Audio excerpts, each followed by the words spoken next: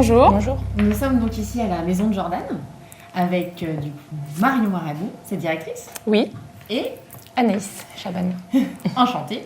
On va vous présenter un petit peu du coup ce qu'on propose ici sur la maison de Jordan. C'est donc un établissement d'accueil jeunes enfants. C'est ça. Et c'est quoi un établissement d'accueil jeunes enfants? C'est quoi le public que vous accueillez ici à la maison de Jordan? Alors, un établissement d'accueil de jeunes enfants, c'est le nom moins commun d'une crèche. Donc, c'est un établissement qui accueille des enfants âgés de 0 à 3 ans.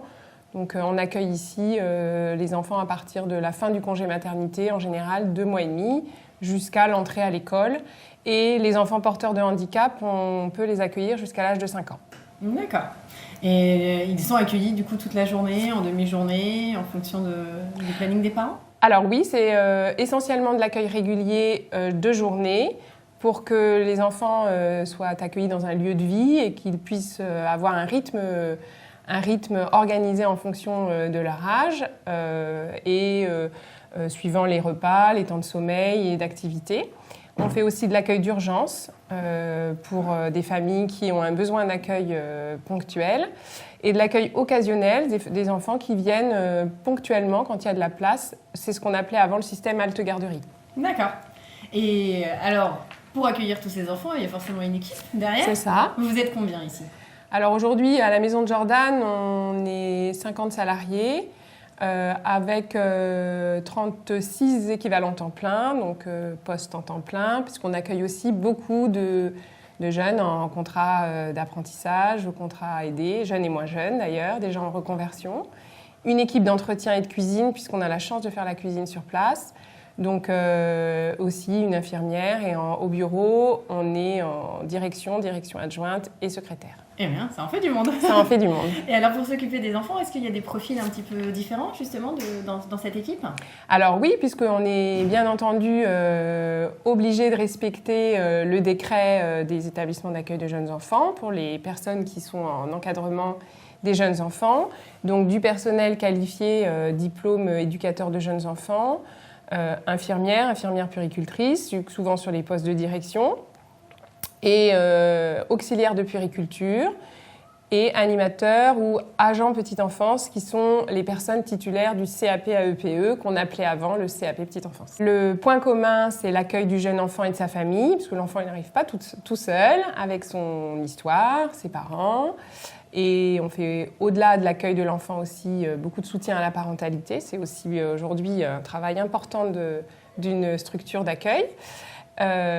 Et en fonction des professions, des diplômes, on ne fait pas tous la même chose en effet, puisque les éducateurs jeunes enfants sont souvent sur des postes de responsables pédagogiques, les auxiliaires de puériculture plus autour du soin à l'enfant, alors à l'enfant sain puisqu'on est un lieu d'accueil d'enfants sains, mais plutôt autour du soin, et les animateurs ou animatrices CAP petite enfance sont plus accompagnants éducatifs, donc activités éducatives, mais qui sont aussi amenés à prendre soin des enfants sur les soins de confort et d'hygiène. Parce que le projet éducatif de la structure est aussi d'accompagner des jeunes qui souhaitent, des jeunes et moins jeunes, qui souhaitent se former au métier de la petite enfance. Être professionnel de la petite enfance, ça nécessite une formation théorique, mais aussi un accompagnement pratique. Et donc nos équipes de titulaires ont été formées au tutorat pour accueillir ces personnes qui souhaitent se former au métier de la petite enfance, puisqu'aujourd'hui, il y a une forte demande des structures pour recruter du personnel. Et accueillir un enfant, ça nécessite une formation et c'est un métier qui s'apprend, un savoir-être, un savoir-faire qui ne s'improvise pas. Le point fort, c'est d'avoir pas mal de jours entre guillemets sur le terrain, en fait, pouvoir appliquer ce qu'on apprend au quotidien avec les enfants. Donc à travers l'employeur et à travers les stages qu'on fait aussi à l'extérieur. J'essaye de faire des points régulièrement sur les suivis, ce que je veux mettre en place, ce qui va moins bien, mon retour sur ma période scolaire, sur mes stages et sur l'employeur. On essaye au maximum de prendre un temps avec ma tutrice. Vous voyez pour vous une évolution justement dans ce format-là, le fait d'être régulièrement en entreprise avec l'équipe, mais avec les enfants aussi, est-ce que vous avez pu évoluer et prendre de plus en plus de responsabilités, d'autonomie, je dirais aussi? Oui, c'est ça. Quand je vois mes objectifs du début et mes objectifs de maintenant, c'est pas du tout les mêmes. Donc c'est qu'il y a une évolution quand même. Et dans mon travail au quotidien, maintenant, je me sens beaucoup plus à l'aise, beaucoup plus autonome, c'est ça en fait.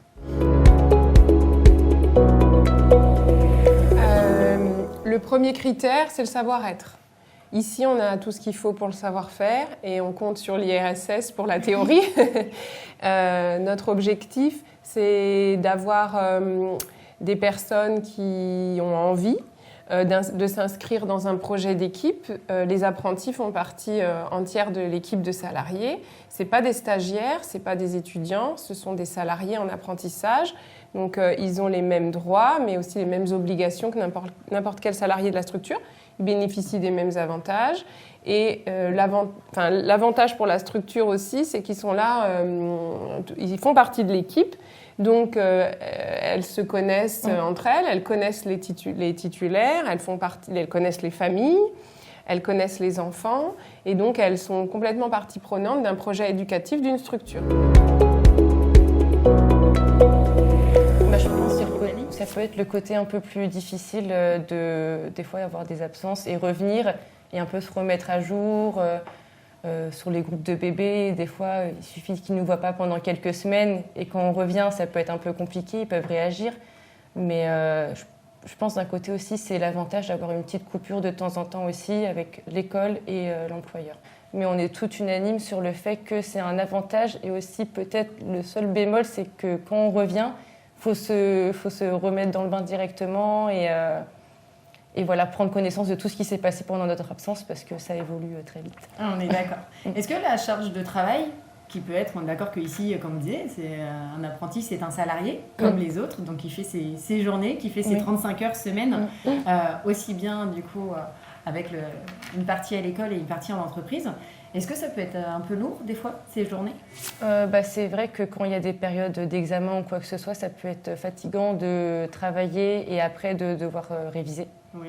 Mais après, on a des horaires quand même où on peut finir assez tôt, donc on a du temps de dégager aussi sur ça. Quand on pratique tous les jours, finalement, on sait ce qu'on fait et on a juste à dire ce qu'on fait et en général. Et vous étiez beaucoup plus à l'aise du coup? Oui, plus sur ce côté-là. Une journée type, après chez les bébés et chez les grands, c'est pas du tout les mêmes journées. Mais on va prendre l'exemple des grands, comme c'est aujourd'hui sur ce groupe-là. Et le matin, on accueille les enfants, donc entre 8h et 9h30 à peu près. Après, on fait un temps avec des activités. On fait plusieurs petits groupes. Ça peut être des activités manuelles, des histoires, la salle de motricité, ça peut être plusieurs choses. Après, il y a les repas.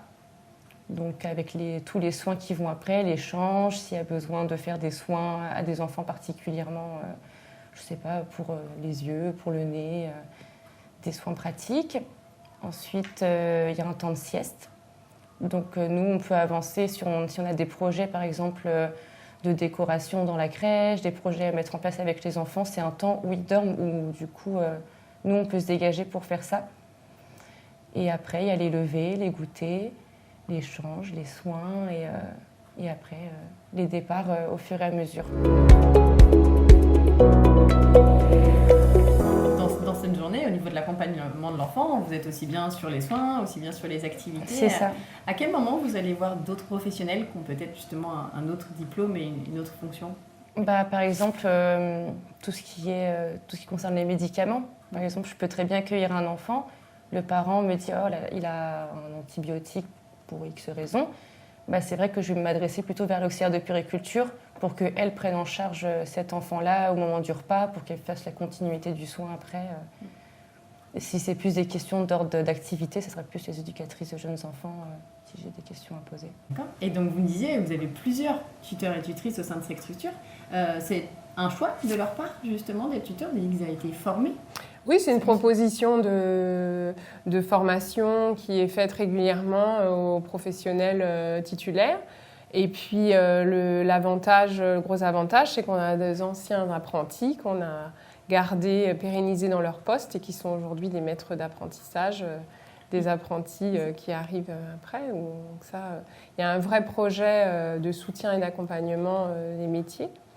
Et ici, on est une structure associative aussi, hein, c'est important de le dire aussi. On ne travaille pas de la même façon que les structures privées ou municipales. On a un fonctionnement autonome, associatif, et on défend aussi ces valeurs-là dans l'associatif. Et c'est ce qu'on souhaite aussi transmettre à nos étudiants et nos apprentis.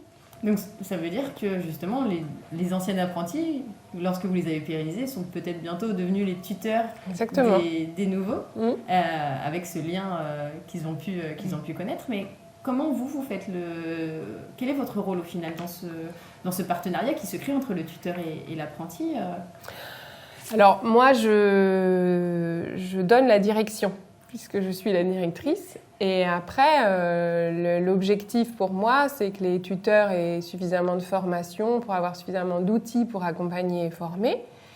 Et puis de faire régulièrement des points d'étape de formation avec mes équipes titulaires pour identifier les difficultés de soutien et d'accompagnement, parce que c'est pas non plus une science exacte, hein, le recrutement. On a aussi parfois des déconvenus. Et puis des personnes qui ne se retrouvent pas forcément dans le fonctionnement de l'apprentissage. Ici, on est aussi une très très grande structure, donc ça nécessite aussi une adaptation à une grosse équipe de travail qui n'est pas forcément évidente. D'autres feront le choix de plus petites structures, alors avec d'autres désavantages et puis des inconvénients. Donc parfois, quand ça ne marche pas, on a pu être amené à s'arrêter sur des contrats qui ne fonctionnaient pas. Voilà, ça arrive aussi. Et c'est pas grave, on rebondit. Mais nous, notre objectif, c'est d'accompagner des futurs professionnels de la petite enfance. Et au contraire, c'est bien de s'en apercevoir au cours de l'apprentissage que accompagner des jeunes enfants, c'est pas tout beau tout rose, c'est pas vrai, c'est pas mignon la petite enfance, ça nécessite une formation, ça nécessite un soutien. Il y a des moments où on a besoin de passer le relais, donc c'est apprendre à dire aussi à sa collègue, pour moi c'est trop difficile, donc là, voilà. Oui, c'est vrai que c'est ça qui est bien aussi dans une structure comme ça, où on est nombreux, c'est qu'on peut passer le relais plus facilement, comme il y a des jours, on est humaine, il y a des jours où on va moins bien, où nous aussi on est un peu malade, et des fois il faut savoir passer le relais pour notre bien-être et ceux des enfants aussi. Et c'est vrai qu'ici, sur ce côté-là, comme à l'inverse, si une collègue me demande quelque chose, moi aussi je rendrai service.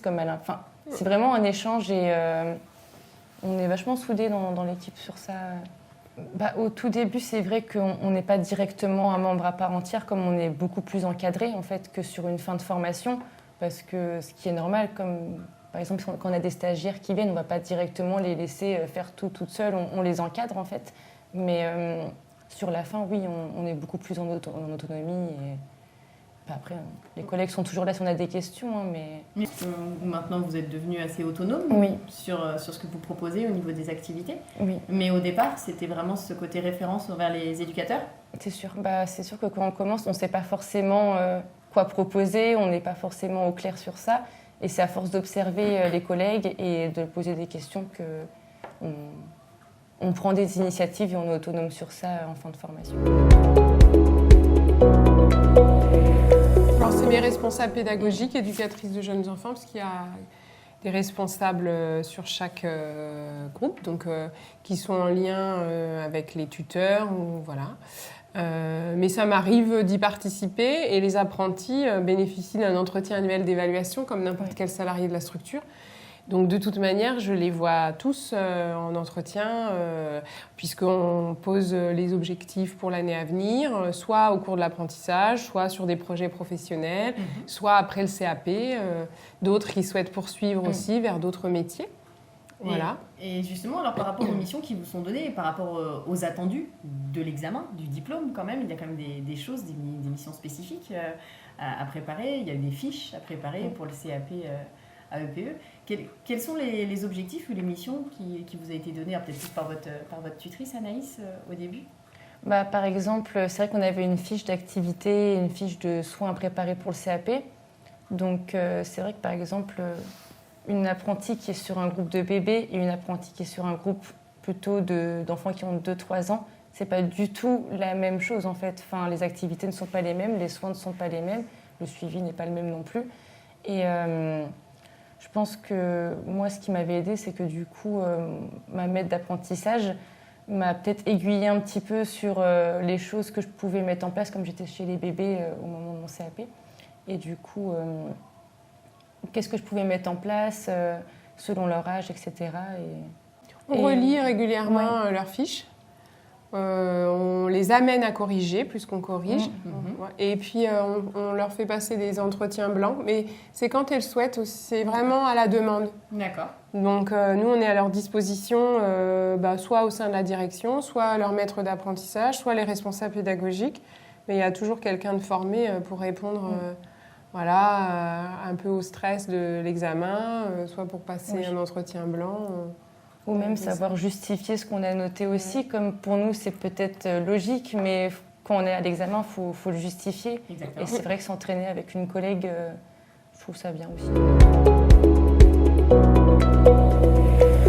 Alors il y a des rencontres, des visites régulièrement par l'école, et puis on est surtout aussi très en lien par mail, par téléphone, au moment du recrutement déjà, en parallèle. Et puis tout au long de l'année, si on a des questions, des interrogations, on travaille vraiment aussi sur l'alternance, les cours, l'alternance sur site, pour aussi faire part de nos besoins, de nos souhaits. C'est vrai que la proposition aussi d'avoir un jour ou l'autre d'absence de l'apprenti, soit le lundi, soit le mercredi, pour nous, c'est vraiment intéressant aussi. Ça permet aussi avec d'autres apprentis d'avoir des jours d'absence différents pour aussi qu'il y ait un suivi parce que les apprentis, comme je le disais tout à l'heure, elles ne sont pas stagiaires, elles font vraiment partie des équipes. Donc même si elles sont en formation, nous on compte sur elles. Alors je dis elles parce qu'on a un apprenti homme cette année. Mais comme il est en minorité, on va dire elle. Voilà. Mais c'est vrai que ça, pour la structure, les apprentis, quand elles commencent à être aussi bien à l'aise et autonomes sur les groupes, parce qu'on essaie aussi, au tout début, de les fixer sur un groupe, puisque nous, ici, on travaille en groupe d'âge pour que... Voilà, Anaïs, elle connaît très bien la maison, donc elle connaît très bien l'ensemble des groupes. Mais au départ... comme on est une grosse structure, on les fixe sur un seul groupe pour qu'elles aient le temps vraiment de s'habituer à l'équipe de ce groupe-là, à ses enfants et à ses familles.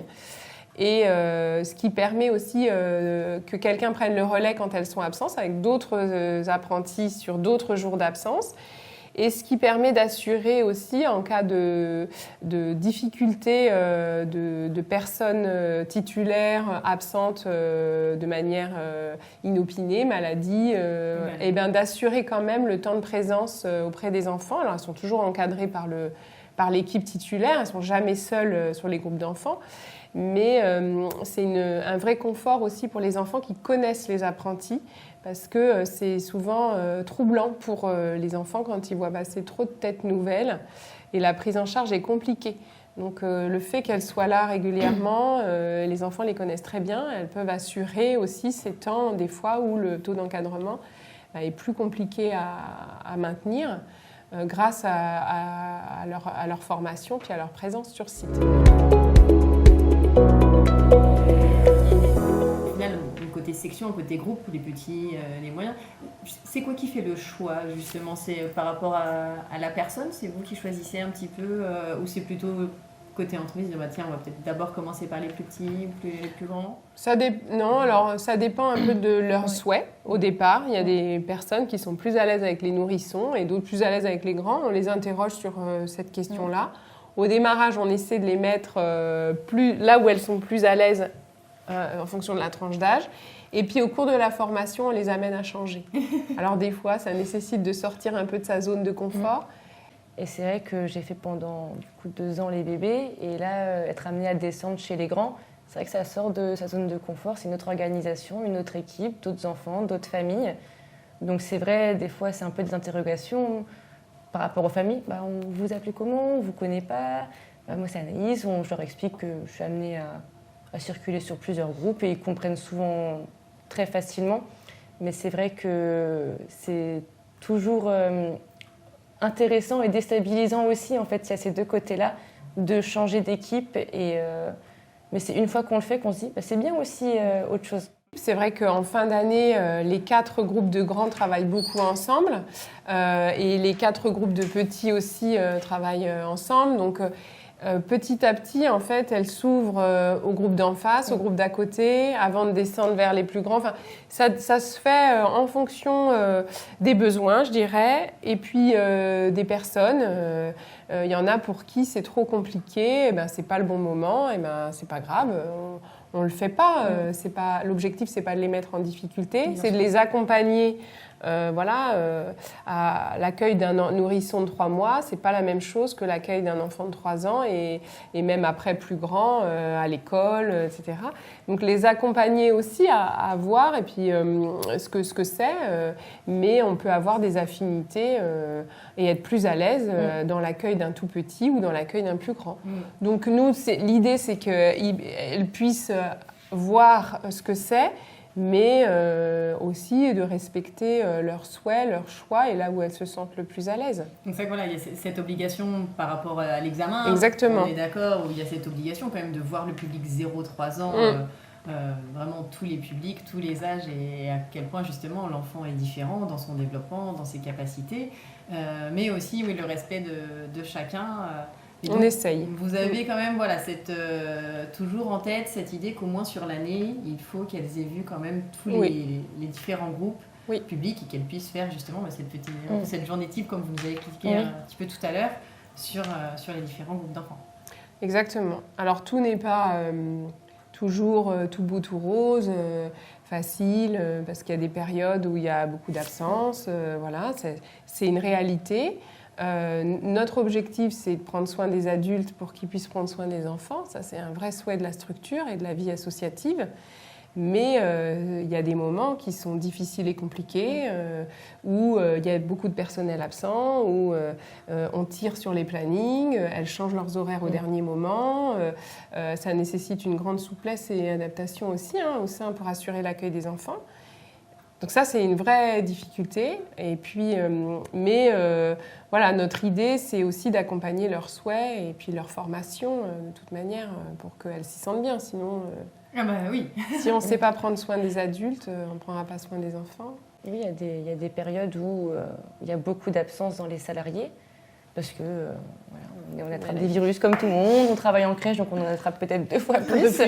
Oui, mais c'est vrai qu'il faut s'adapter à ça, au changement de planning aussi, au changement de groupe. Des fois, c'est pas forcément prévu, mais ça fait partie du jeu, en fait, de l'apprentissage aussi. Je pense que ça montre qu'il faut s'adapter à toutes les situations. Quand on est amené à faire plusieurs groupes, à la fin, on y va plus sereinement. Bien sûr que ça m'est déjà arrivé d'être prévu sur un groupe. Ici, il y a la collègue en bas qui ne se sent pas bien, est-ce que tu peux la remplacer? Oui, il n'y a pas de souci, parce qu'à l'inverse, c'est ça en fait. Si moi un jour j'ai besoin, je sais que mes collègues seront là aussi pour arranger leur planning, pour que si jamais je veux partir plus tôt parce que je suis malade ou que j'ai un rendez-vous ou X raison. Et c'est vrai que par contre, ça peut être un peu stressant au début d'être un peu, on se dit, même si c'est la même structure, c'est l'inconnu, comme c'est un autre groupe, c'est d'autres collègues, c'est d'autres enfants, c'est d'autres familles. Autant chez les bébés, ça peut être des fois un peu plus compliqué parce qu'ils réagissent, mais du coup, il y a quand même toujours une encadrante qui est là quotidiennement sur le groupe, donc qui peut prendre le relais avec ces enfants-là qui peuvent réagir à des nouvelles têtes. Mais c'est vrai que chez les groupes du bas, chez les plus grands, mais ça ne les dérange pas du tout. Non, ils sont très à l'aise, ils vont vers nous, ils nous posent des questions, et petit à petit, après, on peut instaurer une relation avec eux, des soins, des repas, Et si jamais, ça m'est déjà arrivé que des enfants me disent non, je ne veux pas manger avec toi, je ne te connais pas, ils nous le disent. D'accord, je comprends. Est-ce que toi, tu veux bien? Oui, du coup, il y a un échange d'enfants. Il va manger plutôt à la table de la collègue. On s'adapte et ce n'est pas tous les enfants qui réagissent. Donc, dans mes journées ici, mais dans le CAP, c'est vraiment tout le côté assistante maternelle que je disais, où c'est vrai que moi, c'est le côté où j'ai trouvé un peu plus dur que le reste, parce que c'est des choses même si ça reste quand même des enfants, une même tranche d'âge, c'est pas du tout les mêmes journées non plus. Juste au tout début, des changements de dernière minute, quand on n'est pas habitué, voilà. Mais sur la fin de formation, ça va. Tout s'est bien passé. C'est plus au début, oui, où il faut vraiment le temps de prendre ses marques, peut-être se mettre un peu en observation. Je trouve ça intéressant aussi, même si on est salarié, si on peut se permettre de prendre un temps de recul, observer ce qui se passe, observer ce que les collègues font, comment elles font et pourquoi elles le font. Mais quand le temps et le moment peut le permettre, c'est bien au début de commencer comme ça. La pratique. Pouvoir pratiquer au quotidien et se rendre compte vraiment si ça nous plaît ou pas. Parce qu'on a beau voir des choses... quand on n'est pas confronté directement, on peut se faire une idée du monde de la petite enfance et c'est un peu tout beau, tout rose, bisounours, mais il y a des moments où il y a du bruit, où il y a des pleurs, où il y a des colères à gérer, où il y a des échanges avec les parents à gérer aussi. Et moi, justement, je pense que c'est ce côté pratique-là qu'il faut retenir dans l'apprentissage.